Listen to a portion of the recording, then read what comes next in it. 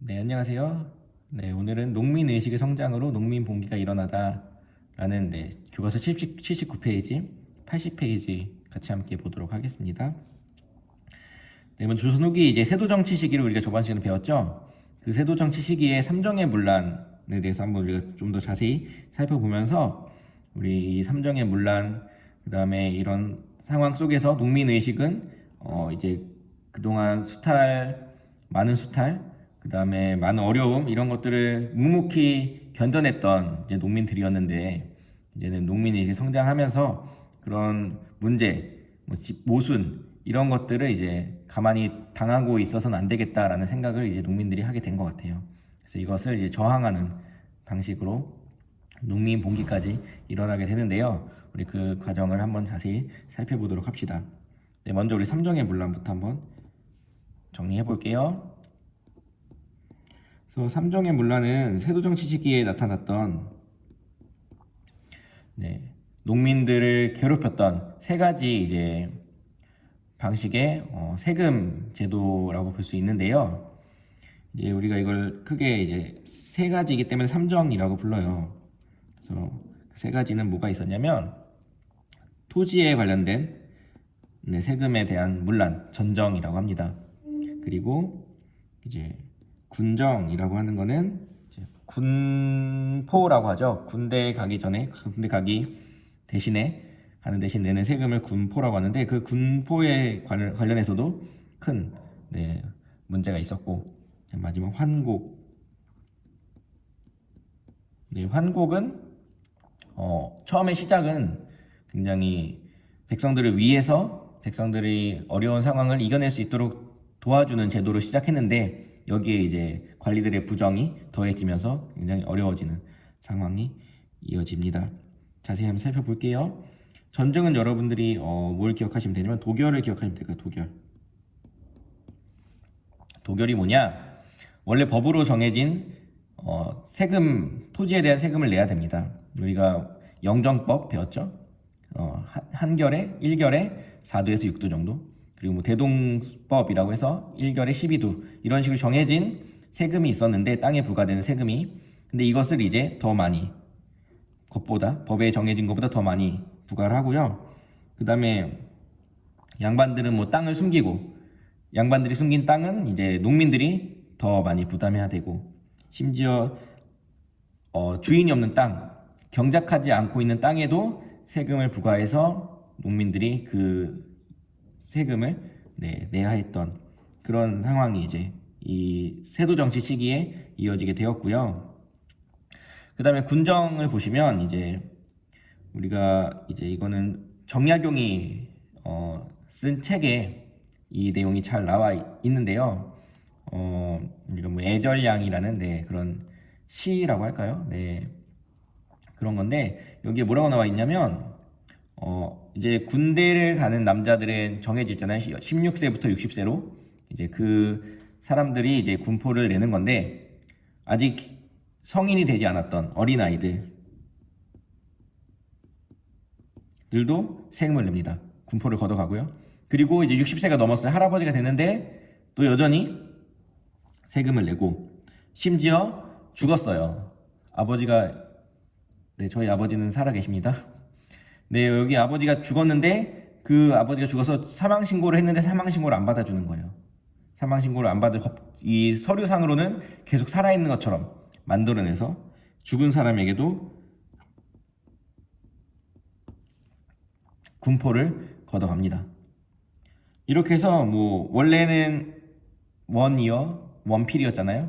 1년에 한 필을 부담하는 게 이제 균역법이란 제도였는데, 이때 뭐 심지어 많은 경우에는 1년에 한 명당 뭐 10필 정도를 내야 될 정도로 많은 이제 어려움을 겪었던 시기가 이제 이 세도정치 시기라고 해요. 그래서 이 군포의 부담을 벗어나기 위해서 사람들이 뭐 도망가거나 뭐 노비로 뭐 위장하거나 이런 경우도 있었다고 합니다. 이런 식으로 많은 사람들이 이 군정으로 이제 또 힘들었고, 그 다음에 이제 환곡인데, 이 환곡은 이제 고리대가 이때 여기 성행했어요. 환국은 여러분들 이 고구려의 진대법부터 시작하시면 돼요. 그쵸? 봄에 백성들이 이제 곡식을 가을에 추수한 곡식을 다 먹어서 쌀이 똑 떨어지면 이제 그 다음 추수할 때까지 굶어야 하는 상황이잖아요. 그런 상황을 이제 슬기롭게 이겨내기 위해서 나라에서 곡식을 창고에 저장해 놨다가 이런 백성들에게 쌀을 나눠주고 나중에 가을에 이자를 더해서 많은 이자는 아니고 조금 이자를 더해서 이제 갚아 나가는, 이렇게 해서 백성들의 봄에 어려운 상황에 이제 쌀을 먹을 수 있도록 도와주는, 그런 백성들을 도와주는 제도를 시작했는데 이 환국이요. 그런데 이제 여기에 이제 부정이 더해지면서 이걸 고리대로 이자를 엄청나게 많이 받아내는 거죠. 그리고 어떤 경우에는 저는 쌀을 빌리고 싶지 않았단 말이에요. 저는 쌀이 집에 넉넉해요. 근데 갑자기 어느 날 문을 열었더니 앞에 쌀자루가 나와 있어요.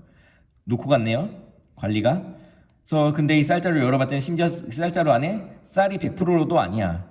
쌀 모래 막 섞여 있어. 어쨌든 이런 쌀자루를 던져놓고 가서 너희 빌렸으니까 이자 내. 그래서 이자를 내려갔는데 이자를 막 안 받아줘. 다음에 오래. 계속 이러면서 이자가 불어나기 시작하는 거예요. 이런 식으로 이제 여러 가지 방식을 동원해서, 아무튼 치사한 방식을 동원해서 백성들을 피를 빨아먹었던 이런 탐관오리들이 있었던 거예요. 네, 오리들. 제가 별로 안 좋아하는 오리들, 탐관오리들이 있었습니다. 이런 시기가 이제 세도정치 시기에 이제 삼정의 문란이라고 부르는 이런 상황이 이제 이어지게 되는 거예요. 이렇게 되니까 어떻게 해요? 농민들은 이제 살 수가 있어요, 없어요? 네, 없죠. 이제 뭐 화전민이 되기도 하고요. 집이 없는 거예요. 그냥 집 버리고 산으로 올라가는 거예요. 그래서 그냥 산에다 불 질러서 땅에다 농사 지어 먹고 살고, 아니면 뭐 도적이 되기도 하고, 뭐 임꺽정 뭐 이런 사람들이 되는 거죠. 그리고 아니면은 뭐 도망가거나 고향을 버리고 다른 동네로 돌아다니는 거예요. 이런 식으로 이제 농민들은 굉장히 힘든 시기를 세도정치 시기에 보내게 됩니다. 이게 이제 삼정의 문란의 가장 큰 피해를 우리가 살펴본 거고요. 그러면서 이제 이 삼정의 문란이 이어지면서 이제 농민들도 이제 가만히 있을 수 없는 거예요. 계속 당하고 있을 수 없는 거죠. 그래서 처음에는 이제 농민들이 저항을 시작해요. 이거에 따른 농민들의 저항이 있게 됩니다. 처음에는 소극적으로 우리가 이제 뭐 소청이라고 해서 저희 이렇게 힘듭니다 라고 이제 얘기하는 거죠. 네, 근데 뭐 다 한통속이니까 어디에 얘기할 곳이 없었나 봐요. 얘기해도 제대로 시행되지도 않았고, 그리고 안 되면은 벽서. 네, 벽서는 뭐 벽에다가 쓰는 거예요. 방을 글자를 우리가 전지에다가 대자보라고 하는데, 우리는 이제 막 그런 문제점들을 막 적어서 거리에 벽에다 붙여놓는 거죠. 이걸 사람들이 볼 수 있도록. 이런 것도 있었고요. 그 다음에 투서라고 해서 뭐 관리의 집이나 아니면 사람들의 집에 던지는 거예요. 자신들의 불만을. 이런 식으로 이제 이렇게 글로써 혹은 말로써 이제 불만을 표현하게 됩니다. 처음에는.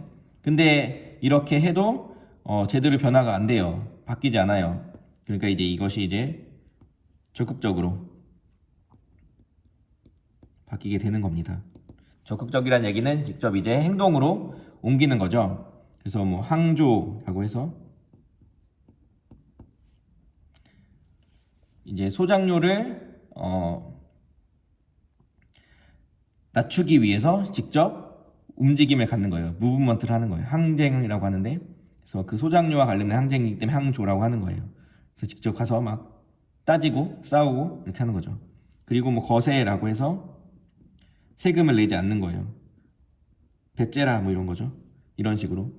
네, 이런 식으로 이제 적극적으로 세금도 안 내고 세금 안 내고, 그다음에 소작료를 낮춰달라 이런 식으로 시위하고, 네, 항의하고, 이렇게 하면서 점점 농민들의 저항이 이어지게 되고요. 처음에는 마을 단위로 시작을 했겠죠. 어떤 집을 어떤 주인에 대해서 그 주인에 딸려 있는 소작농들이나 어떤 마을에 있는 사람들이 시작을 했을 텐데, 이게 점점 이제 대규모로 규모가 커지게 되고요. 이게 이제 농민 봉기라고 부르는 그런 상황까지 이어지게 되는 겁니다. 그래서 대규모 농민 봉기는 우리가 바로 뒷장에서 더 자세하게 살펴볼 거예요. 이렇게 보시면 되고요.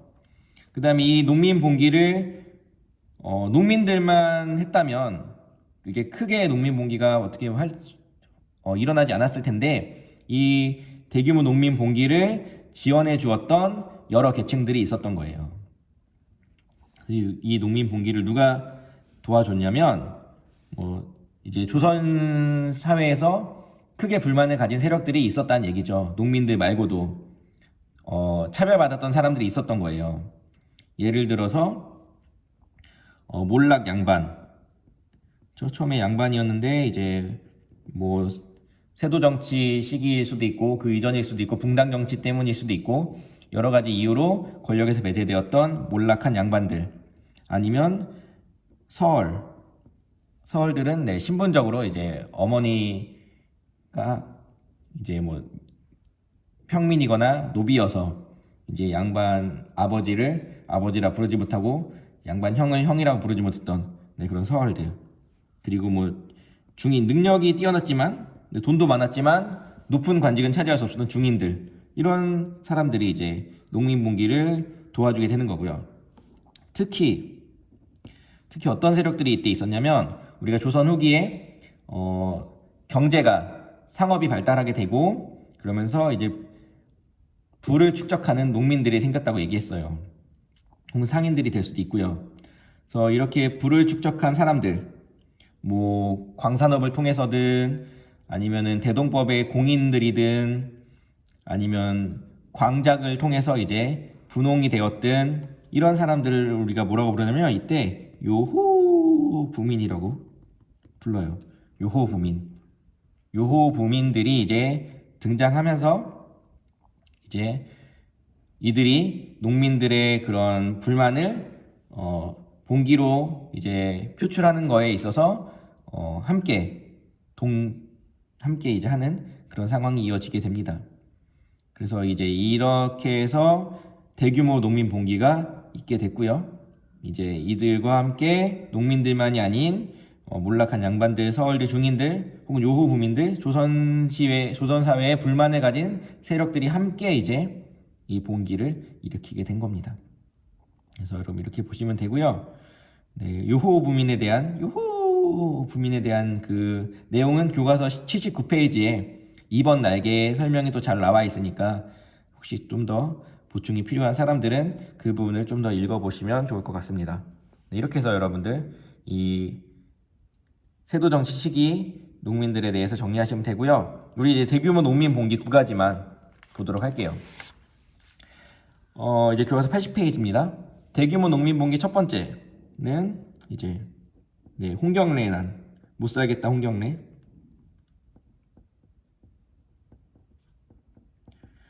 저도 몰랐는데 제 아들 시후가 이제 요즘에 한국을 빛낸 100명의 위인들 노래에 빠졌어요.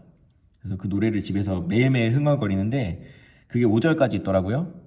근데 그 노래를 저는 1절도 겨우 외웠는데 5절까지 다 외우고 이제 맨날 부르고 있어요. 그래서 거기에 보니까 홍경래가 등장하더라고요. 그 노래에 못 살겠다 홍경래라고 해서, 그 홍경래가 왜 이렇게 그 노래에 등장할 만큼 또 왜 못 살겠다라고 했는지 그 부분을 우리가 좀 잘 살펴보면서 홍경래난을 짚어가도록 하겠습니다. 홍경래난은 뭐 1811년에 그 세도정치 시기가 1801년부터 1862년까지라고 본다면 그 세도정치 시기에 이제 가운데 있었던 난이고요. 이제 홍경래라는 사람이 이제 출신을 여러분 좀 기억하시면 좋을 것 같아요. 홍경래는 이제 평안도 지역 출신이었어요. 그 평안도 지역을 여러분 지도를 생각해 보시면, 우리나라 지도를 생각해 보세요. 평안도, 평안남도, 평안북도가 어디 있냐면 우리나라 백두산을 중심으로 그려주면 되겠구나. 네, 이렇게 우리나라 지도가 이렇게 있으면 여기 이제 38선을 이렇게 그으시고, 그다음에 여기 이제 여기가 부산, 여기가 목포, 여기가 서울, 여기 강릉 이렇게 있잖아요.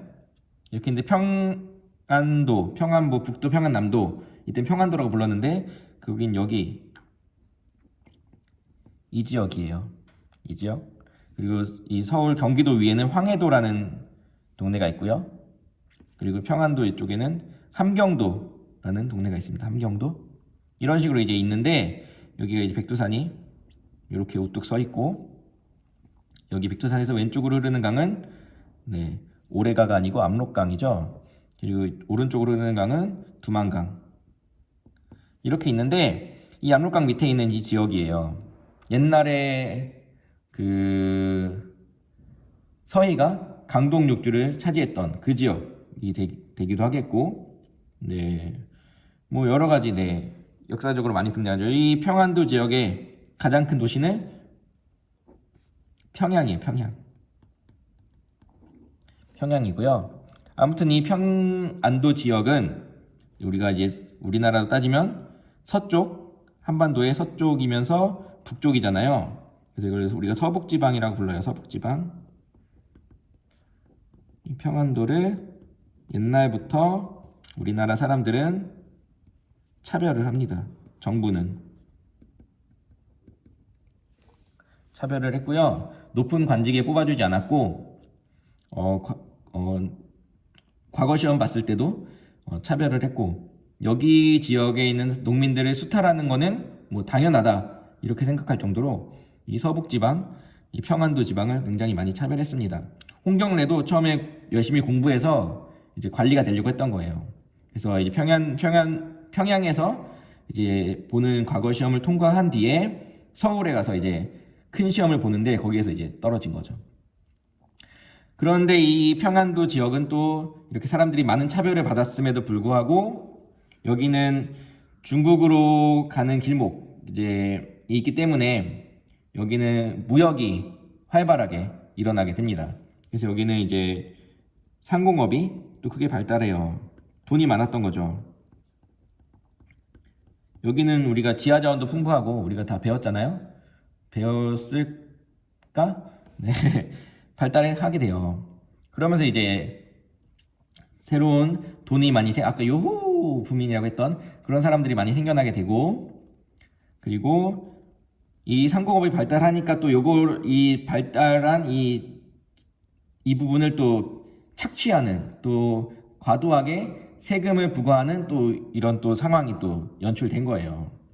이걸로 인해서 이제 과도한 수탈이 또 있게 됩니다. 차별받고 있죠. 또 과도한 수탈을 하고 있죠. 이렇게 되니까 불만이 겁나 생길 수밖에 당연히 없는 거죠. 그래서 이제 홍경래 그동안 과거 시험에 떨어져서 기분 나빴던 홍경래가 이제 우리 함께 이제 조선 사회를 바꿔보자 이렇게 하면서 이제 이 수탈, 여기 또 오리들이 있었겠죠. 오리들. 어떤 오리들이요? 탐관 오리들. 그렇죠. 탐관 오리들과 이제 나라에서 이렇게 한 차별, 이거에 반대해서 이제 홍경래난이 일어나게 된 거예요. 홍경래가 이제 혼자서는 안 했고요. 이제 여기 서울 우군칙이라고, 홍경래는 몰락 양반에 해당되겠죠. 이제 과거 시험을 어느 정도 속과는 합격했는데 택과는 합격하지 못했으니까 이제 몰락 양반이라고 보시면 되고, 우군칙이 이제 서울인데 이 함께 이제 봉기를 일으키게 됩니다. 이때 여기에 참여했던 많은 다양한 계층들이 있는 거예요. 요호 부민을 비롯해서 이제 뭐 농민들, 그다음에 광산에서 일하는 노동자들, 그다음에 노비들, 뭐 다양한 계층들이 모여서 이제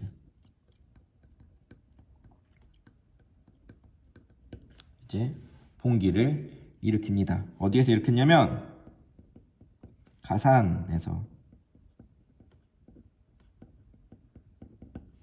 봉기를 일으켰어요. 그래서 여기서 시작해서 이제 쭉 여러 지역들을 이제 점령하게 되는데 뭐 선천, 정주 뭐 이런 데들 이런 곳을 이제 돌아다니면서 이제 홍경래가 평안도 지역을 굉장히 많이 장악을 합니다. 청천강 이북 지역이라고 우리가 불러요. 이북 지역을 장악했는데 이제 관군이 등장하면서 5개월 만에 실패로 끝나게 됩니다.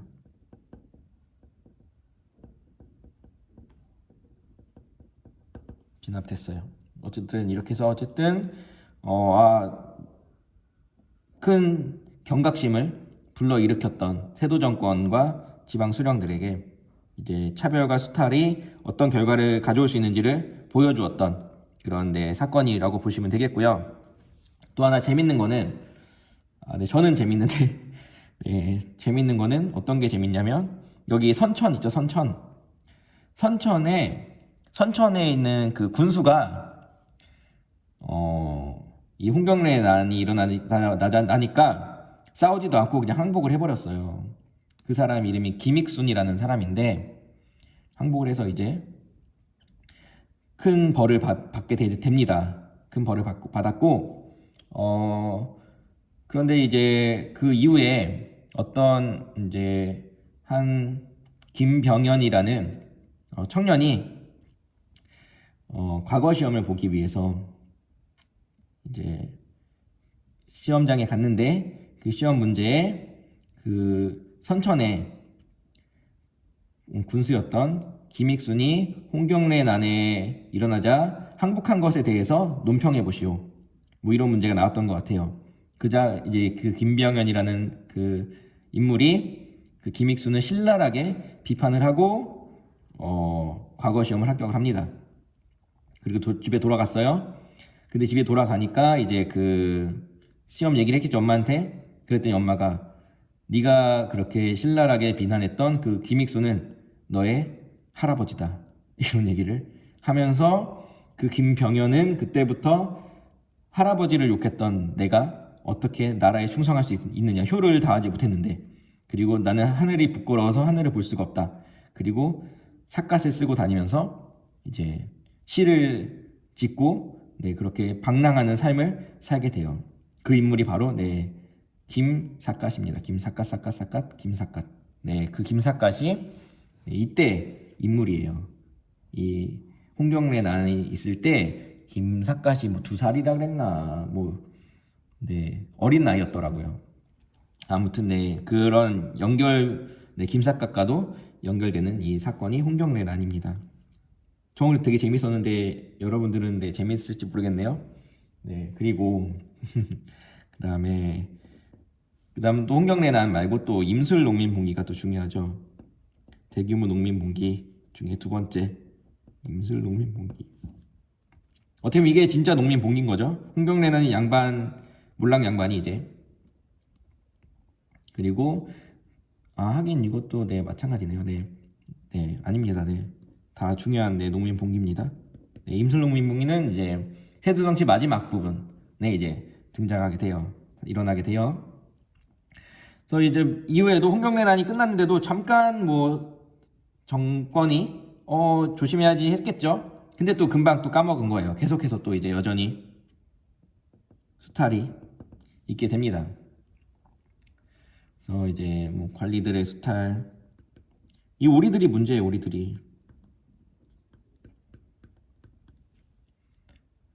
계속되고 그러면서 이제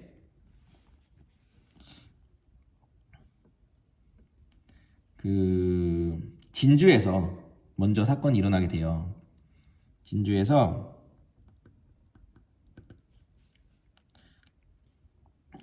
특히 진주에 이제 백낙신이라는 오리가 있었던 거예요. 이 백낙신이라는 오리가 경상도에 있는 우병사라고 이 경상도에 이제 군대를 담당하는 그런 인물이죠. 이 경상도 우병사 백낙신이 이제 오리였던 거죠. 이 오리를 매매하기 위해서 이제 진주에 있었던 몰락 양반 유계춘이, 네, 다 몰락 양반들이 이제 리더십이 있나 봐요. 유계춘이 이제 봉기를 일으킨 거예요. 농민들과 함께.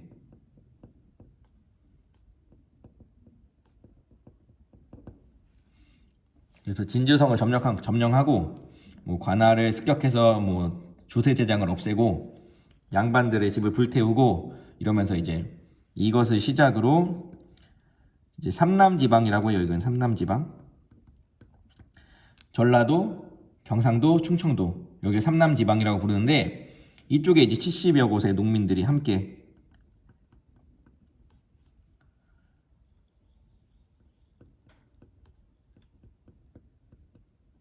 봉기를 또 일으켰기 때문에 이걸 우리가 이제 진주 농민 봉기를 시작으로 해서 일어났던 이 농민 봉기 전체를 우리가 임술 농민 봉기라고 얘기합니다.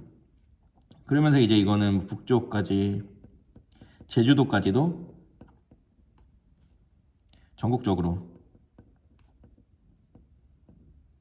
확산되게 되는 그 농민 봉기예요. 그래서 우리가 이걸 이 해 1862년을 얘기해서 이제 임술 농민 봉기라고 얘기합니다. 그래서 이제 이것에 논란, 나라에서는 세도 정치했던 그 세도 정권 안동 김씨들은 이제 뭐 암행어사 파견, 내가 관리들 오리들 매매할게 뭐 이러면서 나라에서 암행어사를 파견하고, 그 다음에 또 암행어사 몰래 이제 파견하는 거죠. 그 다음에 안핵사라고 해서 이 특별한 이제 관리예요. 농민 봉기가 일어나는 그 마을에 가서 이제 어떤 잘못이 있는지, 관리들이 어떤 잘못했는지를 확인하고 파악하는, 그래서 그거를 이제 처리하는 그런 관리가 안핵사라는 관리입니다. 뭐 암행어사랑 비슷한 상황, 비슷하게 보시면 돼요. 암행어사나 안핵사는 비슷합니다. 하는 활동들은. 이렇게 해서 안핵사가 파견되기도 하고, 이렇게 해도 이제 농민들의 불만이 가라앉지 않으니까 이제 삼정의 문란이잖아요. 지금 그 삼정의 문란 때문에 삼정을 이용해서 이제 농민들이 수탈하는 거니까, 이거를 해결하기 위해서 나라에서 그럼 우리가 삼정이정청을 설치할게, 그래서 삼정의 문란을 해결할게, 이렇게 이제 얘기합니다. 이거를 이제 누가 얘기했냐면 이제 농민들이 먼저 얘기했어요. 삼정의 그런 세금, 과도한 세금을 좀 줄여달라 건의를 먼저 했습니다. 그러니까 이제 그 박규수가, 나중에 박규수가 많이 나올 거예요. 박규수가 이걸 조사하고 이거 백성들을 달래고 이제 뭔가 사회를 바꾸기 위해서 이제 삼정이정청을 설치해서 이 상황을 해결하기 위한 노력을 합니다. 그런데 뭐 크게 바뀌진 않았던 것 같아요. 이렇게 해서 노력을 해서 어쨌든 이 농민봉기를 해결하려고 했던 약간의 움직임이 보여요. 하지만 우리가 이런 걸 우리가 미봉책이라고 해요. 미봉책. 근본적인 문제를 해결하는 게 아니고 잠깐 터진 그 고름을, 상처를 덮기 위한 정도로만 이제 노력을 했던 거예요. 나라에서는. 그러니까 농민들은 이 불만이 해결되지 않으니까 뭐 이때 잠깐 농민 봉기가 가라앉았지만 그 이후에도 계속해서 농민들은 저항했겠죠.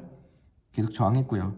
그러면서 이제 양반 중심의 그런 질서, 뭔가 왕과 양반이 다스려는 그런 거에 무조건 순응해야 되고 순종해야 된다고 했던 농민들과 노비들이 이제는 생각을 바꾸는 그런 계기가 되게 되는 거고요. 그러면서 이제 그러면서 자유주의, 민주주의 쪽으로 점점 나아가고 있는 중인 것 같아요. 이렇게 해서 이런 상황에 세도 정치가 있었으니 얼마나 시대에 맞지 않는 그런 정치 방식이에요. 그러니까 이런 불만들이 이렇게 임술 농민 봉기 혹은 홍경래 난처럼 팡팡 터지게 되는 거죠. 그래서 이렇게 여러분들 보시면 될 것 같고요.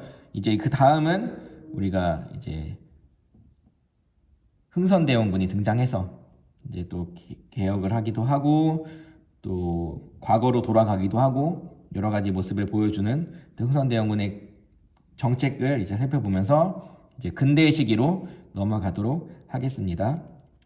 여러분 모두 수고했고요. 네, 여러분 오늘 강의 잘 들어주셔서 감사합니다. 네, 보시면 이렇게 마무리해 볼까요? 짠, 짜라잔.